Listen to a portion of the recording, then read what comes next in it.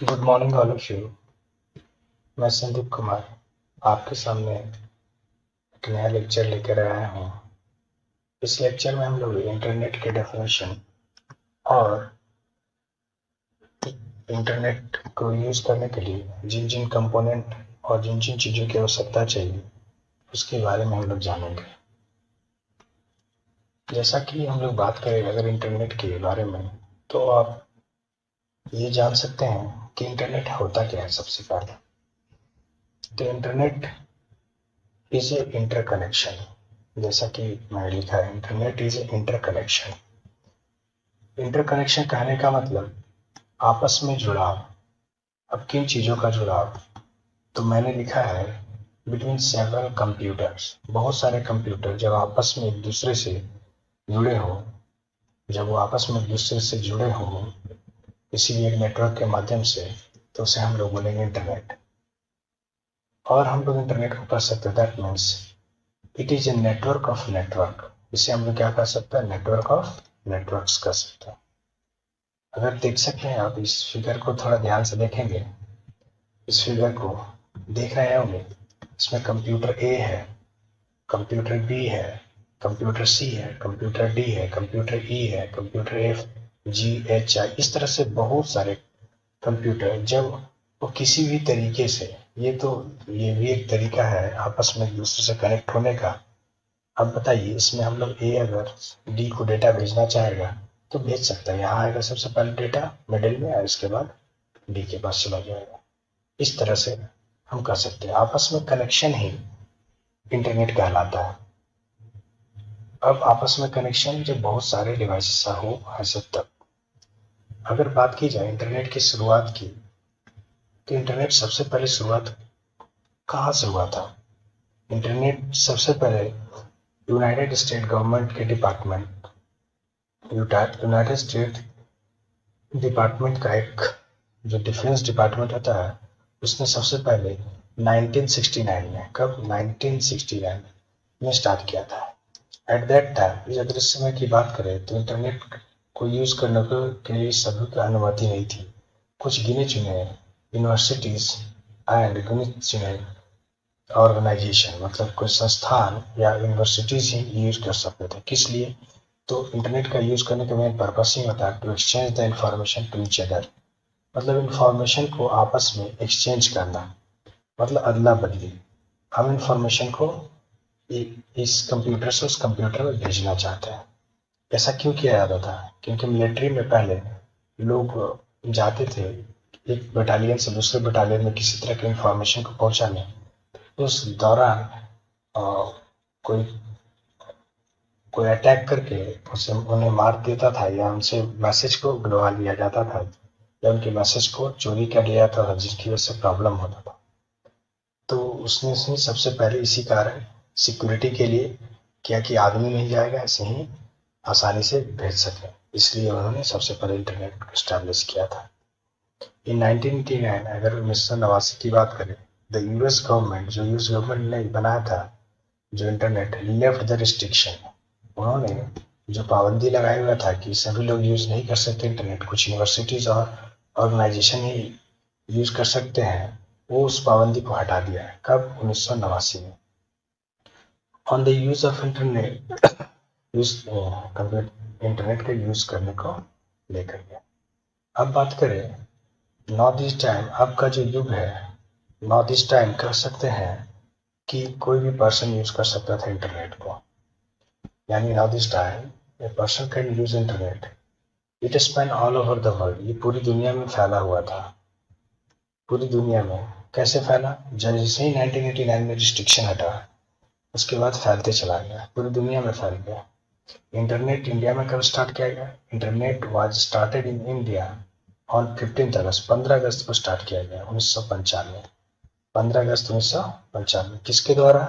तो VSNL, विदेश संचार निगम लिमिटेड के द्वारा। तो ये जो आप देख रहे हैं VSNL, आज भी अगर बात की जाए जो कंट्रोल करता है इंटरनेट को, दैट वाज VSNL। ये इंपॉर्टेंट पॉइंट्स है कि 15 अगस्त 1995 को VSNL के द्वारा, यानी विदेश संचार निगम लिमिटेड के द्वारा इंटरनेट को हैंडल तथा चलाया जाता था। ये हमने फिगर देखा कि इंटरनेट किस तरह से आपस में कनेक्ट हो सकते हैं। ये भी देखिए इंटरनेट का एक एग्जांपल मैंने लिया है, बहुत सारे कंप्यूटर कनेक्टेड है एक दूसरे से, तो ये भी एक इंटरनेट है। अब बात करें इक्विपमेंट रिक्वायर्ड फॉर इंटरनेट। हमारे इंटरनेट के लिए, इंटरनेट कनेक्शन के लिए हमें किन किन चीज़ों की आवश्यकता होती है। तो सबसे पहले अगर बात करें तो सबसे पहले आवश्यकता होती है इंटरनेट सर्विस प्रोवाइडर का, जिसको हम लोग आईएसपी बोलते हैं।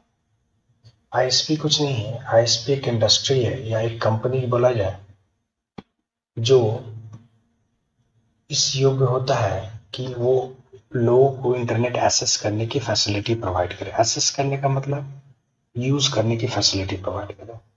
जैसे अगर बोल दिया जाए आईएसपी के बारे में कुछ, जैसे बहुत सारी कंपनीज हैं, एयरटेल, एयरसेल, ये सभी के सभी आईएसपी के जैसे वर्क करते हैं, कर सकते हैं। जैसा कि मैंने लिखा है, an internet service provider ISP is the industry, एक कंपनी है, term from the company that is able to provide you to access it to the internet। वो इस योग्य बनाता है ताकि वो इंटरनेट को यूज कर सके, आप प्राप्त कर सके। कहने का मतलब टिपिकली फ्रॉम ए कंप्यूटर, एक कंप्यूटर से दूसरे computer. ISP is your gateway, ISP एक ऐसा रास्ता है टू द इंटरनेट, इंटरनेट में एक ऐसा रास्ता है ISP. Everything else you can do online, हर चीज आप ऑनलाइन कर सकते हो, किसी भी चीज को आप ऑनलाइन कर सकते हो, आईएसपी है तो। इसका मतलब ये भी कर सकते हैं ISP is the link, ISP एक लिंक होता है किसके किसके बीच, between your computer and other entire server on the internet. एक सर्वर, सर्वर किसको बोलते हैं, जिससे डेटा हम प्राप्त कर रहे हैं, जिस भी कंप्यूटर से हम किसी तरह के डेटा को प्राप्त कर रहे हैं उसे सर्वर बोलते हैं। और जो डेटा जो डिमांड करता है कि हमें ये चीज चाहिए, जैसे फॉर एग्जांपल के तौर पर हमने सर्च किया difference between speed and velocity.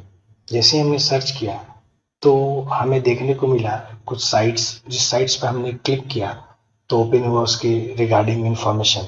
तो वो जो साइट हो गए वो किसी न किसी कंप्यूटर्स में होंगे, तो वो कंप्यूटर्स क्या कहलाएगा, सर्वर कहलाएगा। और हम लोग डिमांड किए तो हम लोग क्लाइंट कहलाएंगे या यूजर कहेंगे। तो यहाँ बोला जा रहा है कि आईएसपी एक लिंक होता है, लिंक मतलब एक रास्ता होता है किसके, your computer and other entire server के बीच, यानी पूरे सर्वर और आपके कंप्यूटर के बीच एक कड़ी होती है। There are 3 types of ISP, 3 तरह के आईएसपी देखने को मिलता है। सबसे अगर पहली बात की जाए तो सबसे पहला आईएसपी है dial up services, one of the dial up services. दूसरा का नाम है हाई स्पीड इंटरनेट, इसको हम लोग ब्रॉडबैंड भी बोलते हैं, या फिर ये जो हाई स्पीड इंटरनेट है ब्रॉडबैंड, ये केबल कंपनीज के द्वारा प्रोवाइड की जाती है। एंड डीएसएल, और एक तीसरा है डीएसएल। ठीक है, ये सिर्फ अभी नाम याद कीजिए, जरूरत पड़ने पर इसका भी डिस्क्रिप्शन बताया जाएगा। फिलहाल अभी यही जानिए कि आईएसपी एक कंपनी है, एक इंडस्ट्री है जो हमें इंटरनेट को प्राप्त करने की अनुमति प्रदान करता है, और हम लोग हर चीज़ इंटरनेट से खोज सकते हैं। और हमारे कंप्यूटर और दूसरे कंप्यूटर जहाँ से हम डेटा प्राप्त कर रहे हैं उनके बीच का लिंकेज होता है ये हमारा आईएसपी। ये तो आईएसपी की रही बात। अब आगे हम लोग देखेंगे अगला पॉइंट्स, जो क्या जरूरत है, दूसरी चीज की जो जरूरत है इंटरनेट कनेक्शन के लिए, that is called Ethernet cable. इसको बोलते हैं हम ईथरनेट केबल। ईथरनेट केबल क्या होता है, ethernet cable is important component of equipment for connecting the internet to the PC. अच्छा, एक बात बताइए कि हम लोग अगर कंप्यूटर से कनेक्ट हो रहे हैं, यानी इंटरनेट को कनेक्ट करने की कोशिश कर रहे हैं, तो उसके लिए तार की आवश्यकता है ना। हो सकता है आज के समय में वायरलेस भी यूज कर रहे हैं, लेकिन पुराने जमाने की अगर थोड़ी सी भी सोच रखें तो ये हमें एक तार की आवश्यकता है ना। वो जो तार जो उपयोग करते हैं इंटरनेट को कनेक्ट करने के लिए, वो ज्यादातर हम लोग उपयोग करते हैं ईथरनेट केबल का उपयोग करते हैं। किसका उपयोग करते हैं, ईथरनेट केबल का। तो हम देख सकते हैं कि it is generally consist of, अगर हम बात करें कि जो तार की बात करें, वो तार जैसे हम लोग जनरल लाइन के लिए वायर यूज करते हैं तो 2 वायर यूज करते हैं, या फिर समटाइम अर्थिंग के लिए हो जाए तो 3 वायर यूज करते हैं। लेकिन अगर बात करें इसमें कितने वायर होते हैं, तो इसमें 8 वायर होते हैं। 8 वायर का बंडल होता है और एक दूसरे से ट्विस्टेड होता है। जैसा कि आप देख रहे हैं कि फिगर में ब्लू एंड ब्लू व्हाइट को ट्विस्ट किया हुआ है, ब्राउन एंड ब्राउन व्हाइट को ट्विस्ट किया हुआ है। ये चीज आप देख सकते हो। तो ये 8 वायर ट्विस्टेड होते हैं, दो दो का पेयर करके फिर आपस में सभी को ट्विस्ट कर देते हैं। जैसे यहाँ दिख रहा होगा फिगर में आपको कि ब्लू और इसको क्या, फिर ब्राउन एंड ब्राउन व्हाइट को किया, ग्रीन एंड ग्रीन व्हाइट को किया, ऑरेंज एंड ऑरेंज व्हाइट को किया हुआ है। ठीक है, तो ये तो चीज आपको दिख ही रहा है। अब ईच अदर एक दूसरे से, अब इसके बाद क्या किया जाता है, each wire is coated with different colour. सभी को अलग अलग कलर से, 8 वायर है तो 8 को अलग अलग कलर से कोटिंग किया जाता है। क्यों किया जाता है? क्योंकि इसका एक स्पेशल मीनिंग होता है। स्पेशल मीनिंग कहने का मतलब, ये कलर अलग अलग होने की वजह से जब हम कनेक्शन किसी तरह का एस्टैब्लिश करते हैं तो उस कनेक्शन को करने में बहुत आसानी फील होता है। क्योंकि अगर सभी एक कलर का रहता तो पता नहीं चल पाता कि सबसे पहला वायर कौन है, दूसरा वायर कौन है, तीसरा वायर कौन है। क्योंकि आप जो देख रहे हैं यहाँ पर, ये देखिए, इसको हम लोग बोलते हैं, ये फिगर में जो ये पोर्शन है जिसको हम कंप्यूटर में लगाते हैं, इसको हम लोग बोलते हैं RJ45 कनेक्टर। कनेक्टर कहने का मतलब जो जोड़ने का काम करता है। तो ये RJ45 कनेक्टर है। इसमें जो हम लोग ये वायर्स है, वायर्स को एक सीक्वेंस ऑर्डर में डालते हैं। जिस ऑर्डर में हम लोग यहाँ पे डालेंगे उसी ऑर्डर में दूसरी जगह भी होना चाहिए। ये बहुत मस्ट है। तो इन सब को ध्यान में रखने के लिए कि कौन सा वायर कब डाला जा रहा है, कैसे, तो उसी के लिए हम लोग क्या करते हैं, सीक्वेंस ऑर्डर को फॉलो करते हैं। और इसी वजह से उन सभी तारों पे अलग अलग कलर की कोटिंग चढ़ाई जाती है। नेक्स्ट आते हैं, ये तो था हमारा वायर्स जो यूज किया जाता है इंटरनेट को कनेक्ट करने के लिए। अब आते हैं मॉडेम। नेक्स्ट अगला कंपोनेंट जो है वो मॉडेम। मॉडेम क्या है? Modem word consist of 2 words. Modem 2 word से बना हुआ है, मॉड्यूलेशन एंड डीमॉड्यूलेशन। मॉडेम कौन से 2 वर्ड से बना हुआ है? Modulation and demodulation. It is a hardware, एक तरह का ये हार्डवेयर है that is used to connect internet to our computer. ये हमारे कंप्यूटर को कनेक्ट करने के लिए यूज किया जाता है। कहाँ पर होता है ये हार्डवेयर? तो बेसिकली जहाँ पर आपका कंप्यूटर में कनेक्शन के लिए डिवाइस लगाया जाता है वहाँ पर, या वायर कनेक्ट किया जाता है वहाँ।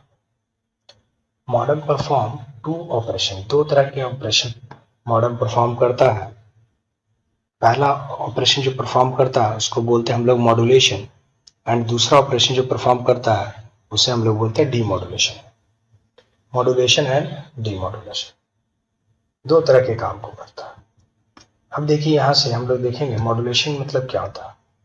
Modulation is the process of converting digital data into, analogy लिखा गया है, एक्चुअल में यहाँ पर क्या होगा, analog signal at the sender end. जब भेजते हैं तो ऐसा काम होता है। एनालॉजी नहीं, एनालॉग, ध्यान से याद रखेंगे, एनालॉजी नहीं, एनालॉग सिग्नल होता है। ठीक है, analog signal at the sender end, जहां भेजते हैं वहां पर। ये मॉड्यूलेशन एक ऐसे टेक्निक है जिसमें डिजिटल डाटा, कहने का मतलब कंप्यूटर के अंदर किसी भी तरह का डेटा हो तो वो डिजिटल फॉर्म में होता है। वो डेटा को एनालॉग सिग्नल में, मतलब एनालॉग सिग्नल किसको बोलते हैं, जैसे वाईफाई एनालॉग सिग्नल जनरेट करता है, या यूं कहे टावर से जो सिग्नल आता है दैट इज एनालॉग सिग्नल। वो सारे सिग्नल एनालॉग है, जो वेव फॉर्म में हो उसे एनालॉग सिग्नल कहता है। तो कंप्यूटर के अंदर जो डिजिटल डाटा है उसको एनालॉग सिग्नल, एनालॉजी नहीं, एनालॉग सिग्नल में कन्वर्ट करने का कार्य मॉडेम का है। जो इस प्रक्रिया को हम लोग बोलते हैं मॉड्यूलेशन। जैसा कि मैं इस फिगर में आपको दिखाना चाहूंगा, कंप्यूटर है, कंप्यूटर डिजिटल डाटा को ये मॉडेम क्या कर रहा है, एनालॉग सिग्नल्स में कन्वर्ट कर रहा है। डिजिटल डाटा को एनालॉग सिग्नल में कन्वर्ट कर रहा है, और ये एनालॉग सिग्नल टेलीफोन लाइन या किसी भी माध्यम से पहुंचता है। तो ये देख रहे होंगे कि 2 मॉडेम की आवश्यकता है, एक सेंडर के एंड पर भी रहेगा, एक रिसीवर के पास भी रहेगा, और बीच में जो ट्रांसफरिंग होगा वो हमेशा एनालॉग सिग्नल जनरली होता है। और कंप्यूटर के पास जो डेटा रहता है उसको क्या बोलते हैं, डिजिटल बोलते हैं, डिजिटल। तो ये कंप्यूटर के पास जो डेटा है वो डिजिटल है। तो डिजिटल डेटा को एनालॉग सिग्नल में जो कन्वर्ट कर रहा है ये है मॉडम। ये मॉडम कन्वर्ट कर रहा है। तो मॉडम ही एक ऐसी डिवाइस है जो डिजिटल डेटा को एनालॉग सिग्नल में कन्वर्ट करता है, और इस प्रक्रिया को हम लोग मॉड्यूलेशन बोलते हैं। ये हमेशा जो भेजता है वहां पर ये कार्यक्रम होता है। लेकिन अगर हम बात करें डीमॉड्यूलेशन की, तो डीमॉड्यूलेशन एक ऐसी प्रक्रिया है जो हमेशा ज्यादातर पर रिसीवर एंड पर होता है। जैसा कि आप देख रहे हैं ये रिसीव कर रहा है ये कंप्यूटर डेटा को, तो यहाँ पे एक मॉडम लगा हुआ है जो एनालॉग सिग्नल को रिसीव करके डिजिटल डेटा डिजिटल सिग्नल में कन्वर्ट कर दे रहा है, और उसे कंप्यूटर रिसीव कर ले रहा है। इस तरह से कन्वर्जन होता है। और जो रिसीवर के एंड पर जो कन्वर्जन होता है analog signal to digital data, इसी को हम लोग बोलते हैं डीमॉड्यूलेशन। इसी प्रोसेस को हम लोग क्या बोलते हैं, डीमॉड्यूलेशन बोलते हैं। एक कंप्यूटर का हैव टू मॉडम, कंप्यूटर के पास जनरली दो तरह के मॉडम होते हैं। ठीक है, कह सकते हो दो तरह के मॉडम होते हैं। एक होता है इंटरनल, इसमें मेंशन मैंने नहीं किया है। एक होता है इंटरनल मॉडम और दूसरा होता है एक्सटर्नल मॉडम। इंटरनल मॉडम सभी कंप्यूटर में ऑटोमेटिक लगे रहते हैं बेसिकली, लेकिन एक्सटर्नल मॉडम हम लोग बाहर से अटैच करते हैं। यही सिर्फ फिलहाल इतना जानेंगे, इतना इनफ है आपको। और भी बहुत सारी चीजें हैं जिसका उपयोग किया जाता है इंटरनेट कनेक्ट करने के लिए, इतना ही नहीं है। लेकिन ये 3 most probable and most important equipment थे, हमारे इक्विपमेंट जो इंटरनेट कनेक्शन के लिए जरूरी थे। सो आज का क्लास में आपने पढ़ा इंटरनेट का डेफिनेशन, कहाँ से इंटरनेट की उत्पत्ति हुई। जैसा कि मैंने बताया यूएस डेवलपमेंट ने किया था, यूएस के डिफेंस डिपार्टमेंट ने किया था 1969 में। फिर 1989 में इस पर जो रिस्ट्रिक्शन था उसे हटा दिया गया, और इंडिया में कब आया, 15 अगस्त 1995 बीएसएनएल के द्वारा। फिर हमने जाना इक्विपमेंट कौन कौन सी जरूरत थी, बहुत इंपॉर्टेंट थे। तो आईएसपी, इंटरनेट सर्विस प्रोवाइडर। तो इंटरनेट सर्विस प्रोवाइडर के बारे में मैंने बताया कि जो सर्विसेज प्रोवाइड करता है कंपनी है, जो इंटरनेट को आप तक पहुंचाने में मदद करता है, उसी को हम लोग आईएसपी बोलते हैं। और आईएसपी एक ऐसी रास्ता है जिससे हम लोग एवरीथिंग, कोई भी चीज को ऑनलाइन कर सकते हैं। और ये एक तरह का लिंक होता है, मतलब रास्ता होता है हमारे कंप्यूटर और सर्वर के बीच। ये 3 तरह के होते हैं आईएसपी, हमने बताया था dial up, high speed internet और डीएसएल। दूसरा कंपोनेंट जो बहुत इंपॉर्टेंट था कनेक्शन के लिए, दैट इज ईथरनेट केबल। इसके बारे में डिस्कस हुआ हमने। जैसे कि लाइन को वायर का कनेक्शन करते हैं, 2 वायर या 3 वायर होता है, लेकिन ईथरनेट केबल में 8 वायर होते हैं। 8 कलर अलग अलग होते हैं बेसिकली, इसलिए कलर अलग अलग होते हैं ताकि कनेक्शन जब स्टैब्लिश करें तो कोई प्रॉब्लम ना आए। मॉडम के बारे में हमने अभी जिक्र किया, ठीक है। सही से कॉपी में नोट भी कर लेंगे, और किसी तरह का समस्या होगा तो आप कमेंट करेंगे। आज का क्लास यही, अगले दिन हम लोग आगे बढ़ेंगे इसके आगे, ठीक है। धन्यवाद।